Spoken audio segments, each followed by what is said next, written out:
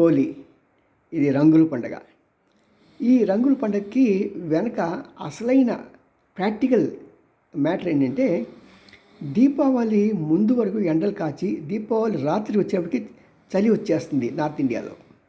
అలాగే హోలీ ముందు రోజు వరకు చలిగా ఉండి హోలీ రాత్రి అయ్యేటప్పటికి మనకి ఎండలు ప్రారంభమవుతాయి. అంటే ఈ టైంలో ఈ 2-3 నెలలు ఏంటంటే ప్రజలు ప్రతిరోజు వాళ్ళ శరీరాన్ని స్నానం చేయడానికి అవకాశం ఉండదు. అనేక రకాల మంది ప్రజలు ఉంటారు కదా. కొంతమంది బాత్రూమ్లు ఉంటాయి, ఉండవు, వేడి నీళ్ళు ఉంటాయి, ఉండవు. అందులో ప్రతి ఒక్కరు కూడా 4-5 తెరలు బట్టలు వేసుకుంటారు.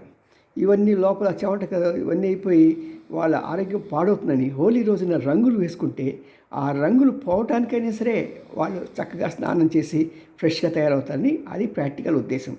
ఏదేమైనా సరే ఇటు ప్రాక్టికల్గా కానీ అటు థియరిటికల్ కానీ హోలీ మంచి సంబరాన్ని తెస్తుంది. స్నేహితుల్ని మరి ఎక్కువ మంది చేసుకుంటుంది.